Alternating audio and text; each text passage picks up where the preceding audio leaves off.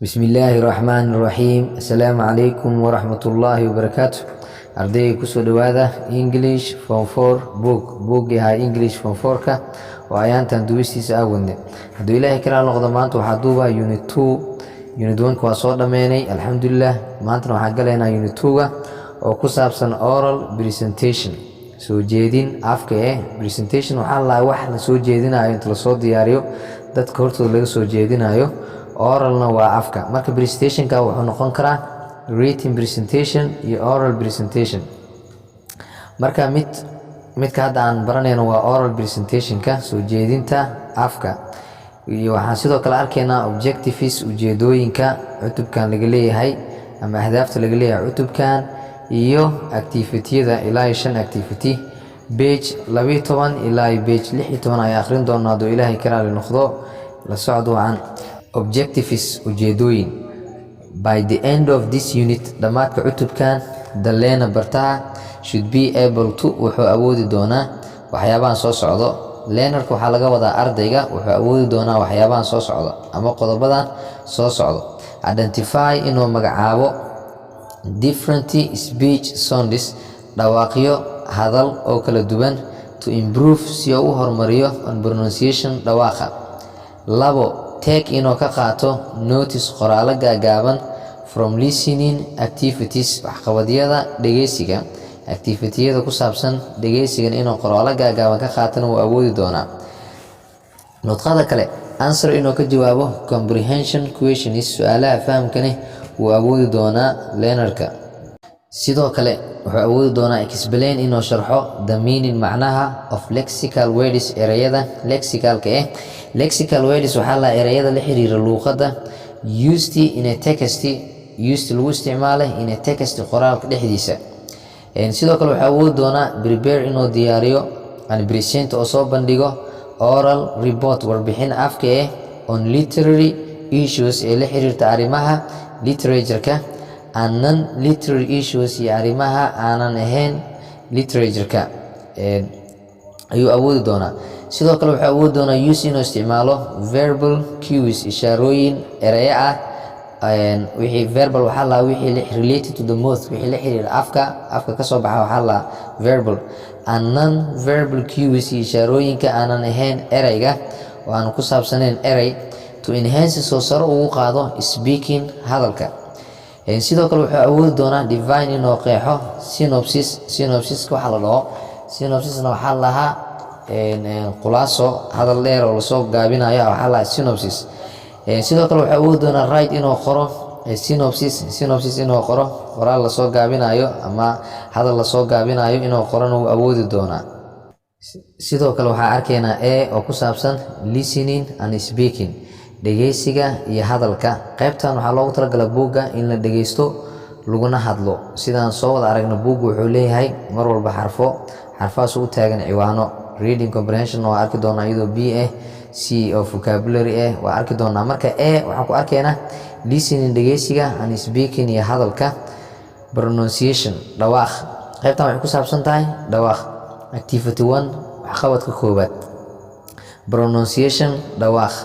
in pairs labo we anaga will read waxaan akhrin doonaa the following sets of words kooxahan erayada ee soo socdo aloud si kor aan u akhrin doonaa and listen to waana dhageysan doonaa how sida each word eray kaste is pronounced loogu dhawaaqayo then kadib identify waxaa magacaabi doonaa the speech sound hadalka dhawaaqiisa nooca uu yahay that is kaasoo out oo ah kan ka duwan from the rest inta kale and write it down waana qori doonaa waxaan arki doonaa erayadaasaan ku dhawaaqi doono markaan ku dhawaaqno waxaan garan doonaa speech soundiga hadalkaas dhawaaqiisa ayaan garan doonaa marka erayga ka duwan ayaan ka saari doonaa oo eraygaan ku dhawaaq ahayn ayaan dhihi doonaa qaybtaas the first one midka koowaad has been done for you adinka waa laydiin sameeyey ardayga kan koowaad buugga wuu ka shaqeeyey inta kale anagaana laga rabaa inaan ka shaqaysano erayada marka erayadan soo socdo oo ilaa 5 xaba gaarayo midkaana ku dhawaaq ahayn ka soo saara erayga koowaad marka erayada haddaan akhrino cup quick queen kettle cease marka erayadan saa u jeedno ereyga u dambeeyo oo siis ah aan ku dhawaaq ahayn ereygaas waxaan ku qoraynaa meesha banaan buuggan hore noogu soo qoro horta noogu shaqeeyay kuwa kale ayaa anaga nalaga rabaa inaan ku qorno meesha banaan marka ereyada haddaan macneeyo cup waxaa laga wadaa koob quick waxaa laga wadaa dhaqsi queen boqorad kettle kirli double t inta badan britishkana dhahaan kiddle kirli siis joojin number 1 ereyadana laga rabaa inaan markaan ku dhawaaqno ka bacdi speech soundigood inaan garano erey jean jag judge june gap marka ereyadan hal erey aan ku dhawaaq ahayn oo ood ah ereyga gap waaye marka haddaan macnayna ereyada jean waxaa laga wadaa hindaside jag waxaa laga wadaa garaafe judge xaakim ama xukun labada way noqotaa xukunka judge waa lahaa qofka xukumayna judge waa lahaa xaakimka june waa bilaha mid kamid ah waaye gap meel banaan marka ereyga gap saas daraadeed ereyga oo oodka waa gap number 2 ereyada marka aan ku dhawaaqo ka bacdi ereyga aan ku dhawaaqi ahayn oo oodka ah oo ka duwan ereyada kale ayaa nalaga rabaa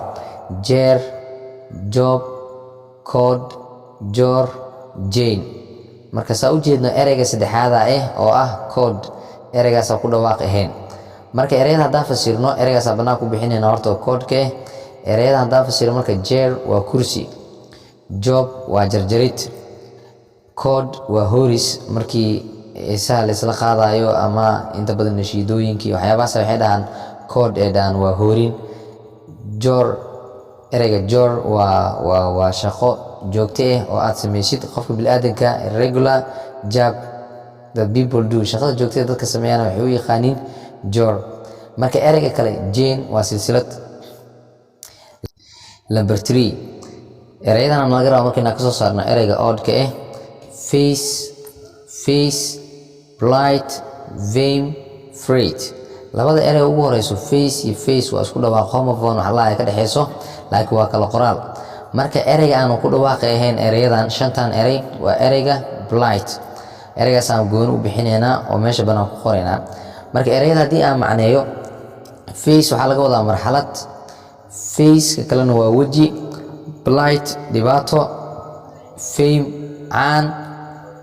freight rarid ama qaadid badeeco markii la qaadayo badeecada ama la rarayo badeecada oo diyaarad ama markab waxyaabahaas lagu rarayo waxaa la freight marka ereyga meesha ku dhawaaqi ahayn waa blight number 4 ereyadana laga rabo marka igana soo saarno oodka think then thank theater thought marka ereygan ku dhawaaqi ahayn waa then ereyga then ereygaas gooni u bixinayna haddii aan macneeno think waa fikrid ama umaleyn then waxaa loo adeegsadaa isbarbardhigidda markii comparison la sameynayo thank mahadcelin theater thought fakiray ereyga think baastigiisa wuxuu yahay thought marka number 5 ereyga horta aan gooni u bixinayn number 4 waa then ereyga then number 5 marka number 5 waxaan laga rabaa ereyadan iyagana inaan ka soo saarno oodka ku jiro ereyga oodka oo ka duwan cynic sink census sugar symbol marka ereyga aan ku dhawaaqi ahayn oo oodka meesha ku ah waa ereyga sugar saas daraadeed sugar aan ku qoraynaa meesha banaan ereyada haddii aan macneyno cynic waxaa lahaa qof aan rumaysnayn wax fiican ama wax ina dhacayaan oo been leh aan rumaysnayn waxaa lahaa cynic sidoo kalena waa la dhahaa qofka oo aan rumaysnayn dadka inay tahay inay wax fiican naftooda u sameeyaan wax fiican inay sameeyaan naftooda bis u sameeyaan aysan u sameynin dadka kale qofka rumaysanna waa la dhahaa ereyga cynic ereyga kale oo ah sink waxaa la isku mar wixii dhacaya isku mar ama wixii socda isku mar waxaa la sink census waa tirkoob sugar sonkor symbol waxaa la wax u taagan shay kale oo badan calaamad ahaan ugu taagan waxaa la symbol af Soomaaligana waa iska symbol ama symbol activity 2 activity-gana arkayna asigana number 1 in tennis talk we anaga will read waxaan u aqrin doonaa the following words erayadan soo socdo aloud si kor and pay attention waxaan siin doonaa dareenka to the way qaabka each word erey kaste is pronounced loogu dhawaaqayo for each word erey kaste we anaga write waxaan qoraynaa the homophones homophonekooda. homophone waxaa laga wadaa ereyga ku dhawaaqa bracketka hadal ku jira asaa lagu fasiraa homophoneka homophoneska waxaa laga wadaa another word erey kale that is pronounced kaasoo loogu dhawaaqayo the same way qaab la mid ah ereygaas. number 1 principle. ereyga principle waxaa homophone ku ah principle ereyga kale kasoo horjeeda aan ku qorna meesha. marka kan koowaad labadooda dhawaaq isku dhawaaq waaye macnaha bishii kala duwan yihiin. principle ka koowaad waxaa laga wadaa maamule ereyga aan kusoo buuxina meesha oo ah sanigana principle waxaa laga wadaa mabda ama caqiido. number 2 die dhimasho waaye waxaa ku homophone ah erey kale oo ah die oo ah marin rinjigii waxyaabahaas markii la marinayo darbiyada waxaa la die rinjiyeen. number 3 week waa isbuuc waxaa ku homophone ah ereyga kale oo ah week oo daciif laga wado daciif. number 4 stationary waxaa lahaa aan dhaqdhaqaaqaynin shayga aan meeshiisa ka dhaqaaqaynin waxaa lahaa stationary waxaa ku homophone ah ereyga kale stationary oo laga wado meelaha aan kasoo iibsano qalabka wax ku qorqorano stationary geedaha madbacadaha meelaha laga soo iibsada waxaa lahaa stationary. ereyga 5 senti waxaa lahaa caraf waxaa ku homophone ah senti oo laga wado sentiyaal ama erey kale oo ah sendi baastigeeda senti oo ah la diray. marka ereygan oo senti number 5 ka waxaa laga wadaa carafta ama waxyaabaha soo jiidanaya. for example eyga oo kale markii oo wax ururinayo waxyaabahaas oo raacaya waxay u yaqaaniin senti oo ka saayaan caraftaas. marka ereyga kale homophonkiisa senti oo noqona oo sentiyaasha ama senti baastiga sendi oo ah la diray. oral presentation soo jeedin afka ciwaankii ahaa oral presentation ka galeena. what is an oral presentation? waa maxay oral presentation? soo jeedinta afka waa maxay? an oral report waa warbixin afka as the name suggests soo magaca soo jeedinayo is an oral presentation waa warbixin ama soo jeedin afka to a target audience daawadayaal ama dhegeystayaal loo soo jeedinayo target ah oo hadaf laga leeyahay which kaasoo can either be noqon karo presentationkaas waaye planned mid la qorsheeyey or amase impromptu mid aanan la qorsheenin noqon karo. a planned report warbixin la qorsheeyey usually badanaa requires waxay u baahan tahay a prior presentation diyaarin hore wax hore loo soo diyaariyay ay u baahan tahay while halka an impromptu speech hadal aan la soo diyaarin ama aan la soo qorsheenin is determined la go'aansanayo by a prevailing situation xaalad qaalib noqotay ama adkaatay lagu go'aansanayo. marka labadan erey oo oral presentationka saan hadda meesha ka fahanno waxaa loo kala qaybinaa planned presentation iyo impromptu presentation. presentation lasoo qorsheeyey iyo midaan lasoo qorsheenin. midka lasoo qorsheeyey waa midaa soo diyaarisay oo daawadayaashaada iyo dhegeystayaashaada usoo diyaarisay. laakiin midka aan lasoo qorsheenin waa mid ku yimid xaalad kaa qaalib noqotay ama kaa tanbadatay oo aad si degdega uga jawaabaysid markii dhacdo kale ee dhacdo si lama filaana ee u dhacdo dhacdadaasna aad rabtid inaad warbixin ka bixisid dhacdadaas presentationkaas aad ka bixinaysid wuxuu noqonaa impromptu waa mid aadan soo diyaarinin ka hadalkiisa iyo waxyaabihiisa oo aad uun ku yimid xaalad ama wax ku yimid. marka sidaas ayaa loo kala qaaday qaybtan. in order si for one meet to present oo usoo bandhigo a good oral report warbixin afka oo fiican one meet needs wuxuu u baahan yahay to be prepared inuu ahaado mid u diyaarsan and ought to have waa inuu haysta his or her senses alert dareemaheeda feejigan ama dareemihiisa feejigan. secondly marka labaad the presenter soo bandhigaha of the report warbixinta should use waa inuu isticmaalaa appropriate language luuqad ku habboon warbixintiisa for the intended audience daawadayaasha ama dhegeystayaasha oo ula qasdayo ama oo ula rabo. final ugu dambeyntii it is essential waa muhiim to use in la isticmaalo the correct verbal cues ishaaraha verbalka ah oo la xiriiro ereyada iyo waxyaabahaas inuu isticmaalo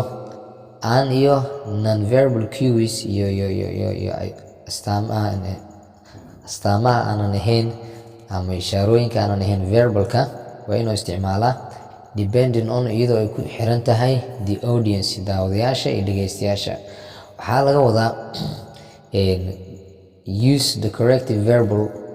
cues ishaarooyinka ama tilmaamaha verbalka oo saxda isticmaal. waxaa laga wadaa haddii audiencigaaga ay u baahan yihiin in verbalka lagu badiyo qeybaha hadalka ee presentationkaaga in lagu badiyo haddii u baahan yihiin badi, haddii u baahneen ay u baahan yihiin non-verbal cues waxyaabaha ishaarooyinka ah ama tilmaamaha ee aanan erey iyo waxyaabahaas ama afka aan la xiriirin oo tilmaamaha iyo waxyaabaha kale ama inaad gacan ka hadasho ama inaad language bad isticmaasho hadday u baahan yihiinne isticmaal. sidaas ayaa loola jeedaa. Activity 3 we anaga prepare waxaan diyaarinaynaa an oral report warbixin afka ayaan diyaarinaynaa. Number 1 getting started bilaabida preparation diyaarinta of an oral report warbixin afka listen dhegeyso attentively si taxadar leh u dhegeyso while goorta you teacher macalinkaaga reads oo akhrinayo to the class fasalka oo u akhrinayo a report warbixin on how students oo ku saabsan sida ardayda performed ee u sameeyeen ama u guteen in their exams imtixaanadooda last termkii u dambeeyay qaybtii u dambeysay ee waxbarashada. B what characteristics sifadee of a good report warbixin fiican can you identify ayaad magacaabi kartaa waad ka magacaabi kartaa macalinkaaga wuxuu akhrinayo. List them down iyaga qor in your exercise book buugaaga exercise ku qor. C discuss kala dood with your desk mates kuwa kula fadhiyo miiska saaxiibadaada miiska kula fadhiyo. Mate waxaa la friend la ereyga deskna waa miis marka qofka kula fadhiyo miiska wuxuu yahay desk mateeskaaga saaxiibkaaga miiska kaasna kala dood warbixinta macalinka oo akhrinayo kala dood.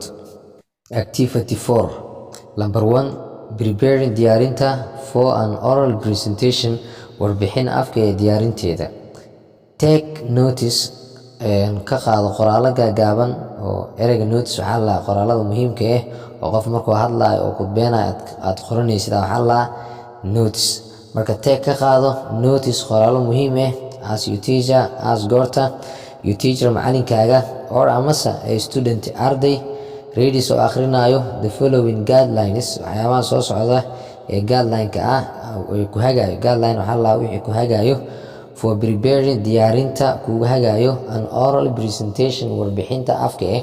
markaad u baahan tahay inaad qortid warbixin afka waxaa jira guideline aad raaci doontid. guideline-kaas ku hagayo qoro oo ka qaado take notes ka qaado. when goorta preparing aad diyaarinaysid for an oral report warbixin afka the following guidelines guideline-ada soo socdo waxyaabaha soo socda ee ku hagayo should be followed waa inaad raacdaa. presentation soo jeedin.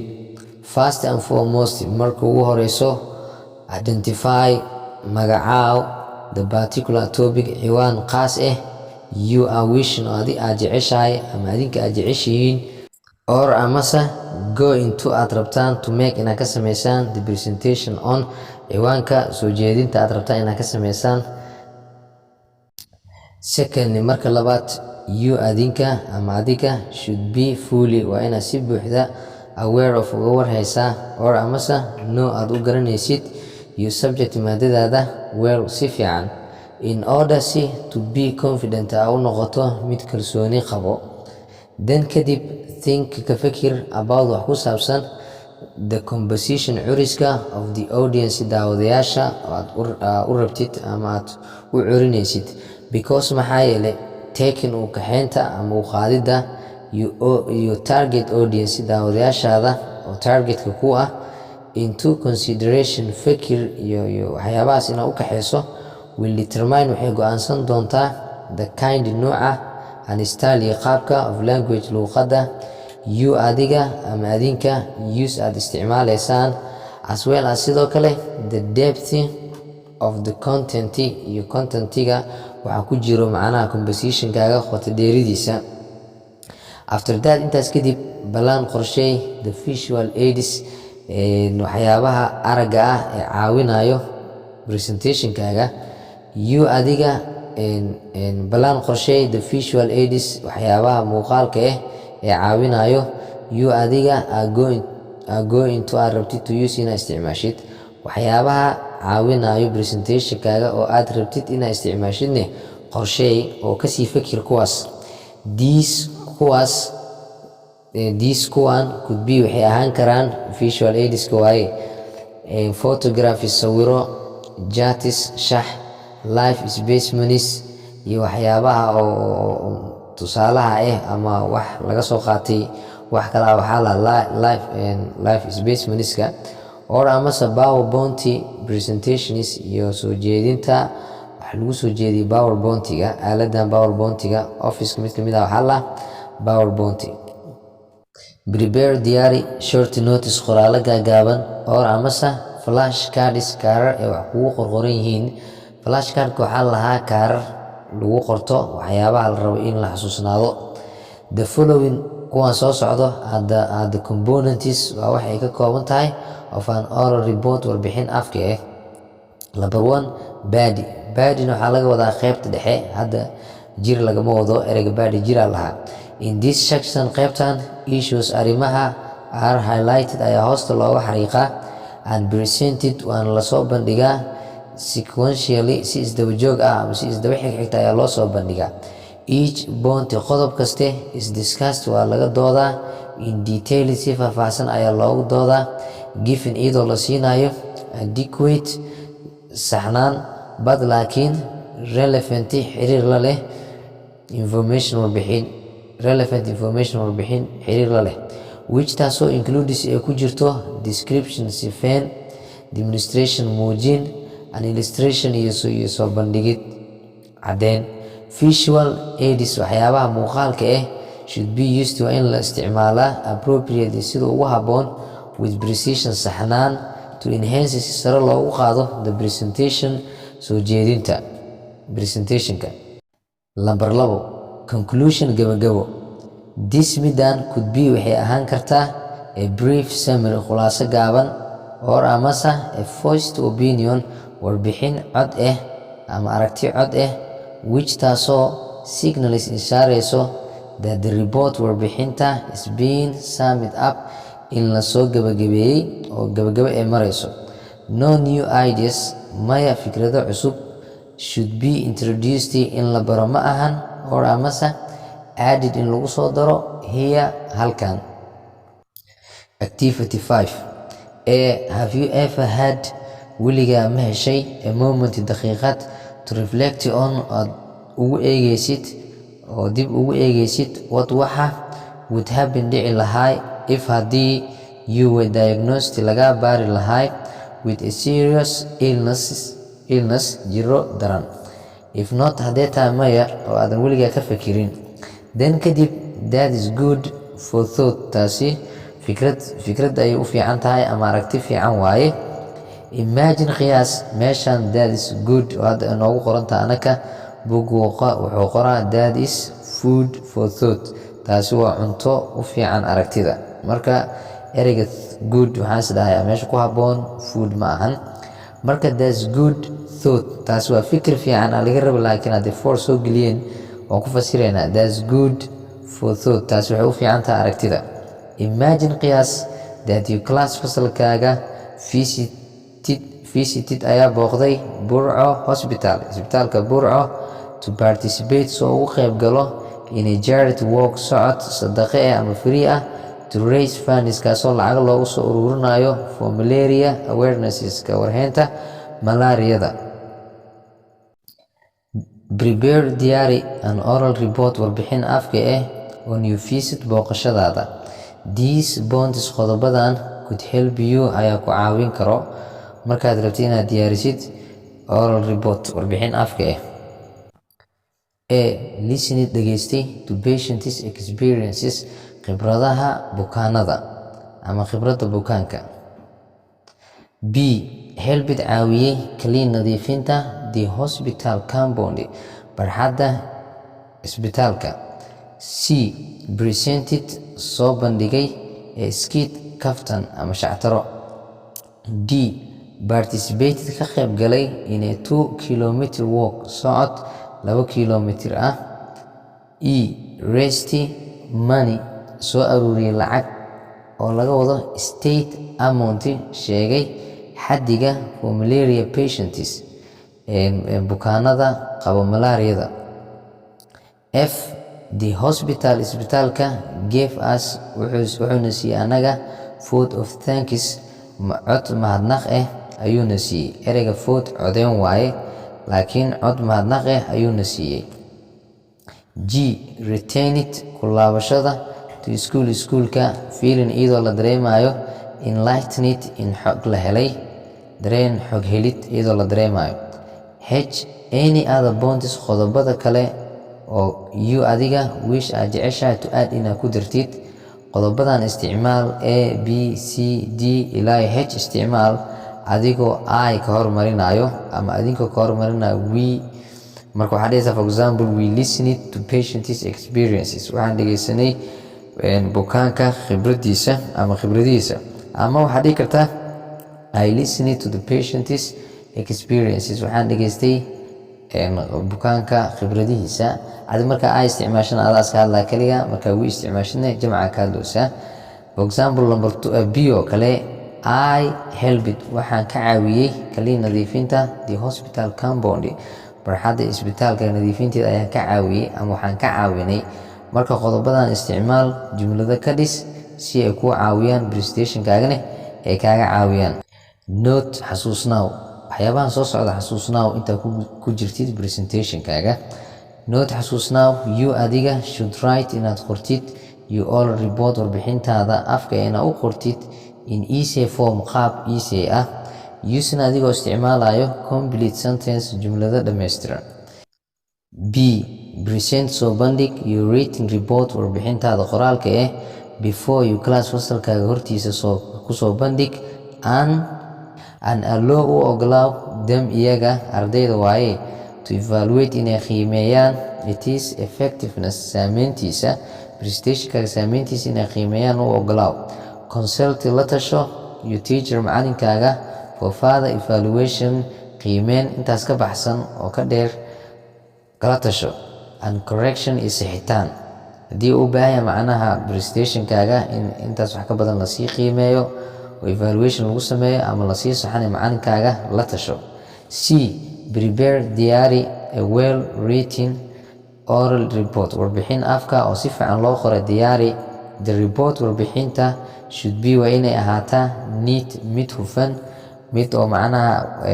qaladaad iyo waxyaabahaas ka hufan. effective saameyn leh and presentable lasoo bandhigi karo. and then kadib compare la barbardhig with the ones midka written ee qoreen by your classmates kuwa fasalka oo isku fasalka aad tihiin. maanta duu ilaahay kala noqdo halkaas ayaan ku simaa. cashirkan maanta aad ayuu dheeryahay waqti aad u badanna waan geliyay diyaarintiisa. si cashirada ay u qorxoonaadaan waxaa lagu qasbaya in cashirada si fiican loo diyaariyo si fiicanna loo soo bandhigo. maadaama cashirkan presentation yahay anigana muuqaalkayga presentation ahaan u qaatay saas daraadeed oo si fiican u soo diyaariyey. waxaan idinka codsanaa inaadan subscribe-ka naga baqiilin oo aad subscribe-ka noogu dadaashaan like-gana aad noo saartaan si aan u ogaano inta videogan ka heshay iyo intaanan ka helin. like-ga mar walbaba anaga waana dhiirigelinaa subscribe-ka sidoo kale si cashirada aan usoo badino muuqaalkane aan u badino buuggan aan u dhammeeno. insha allah hadduu ilaahay karaal noqdo buuggan gebi ahaantiisa waan duubaynaa oo hawada waan soo gelinaynaa youtube-ka. laakiin waxaa idinka codsanaynaa haddaad tihiin audiensigeena inaadan subscribe-ka naga baqiilin. waa macalin xasan oo idin leh assalaamu calaykum waraxmatullaahi wabarakaatu.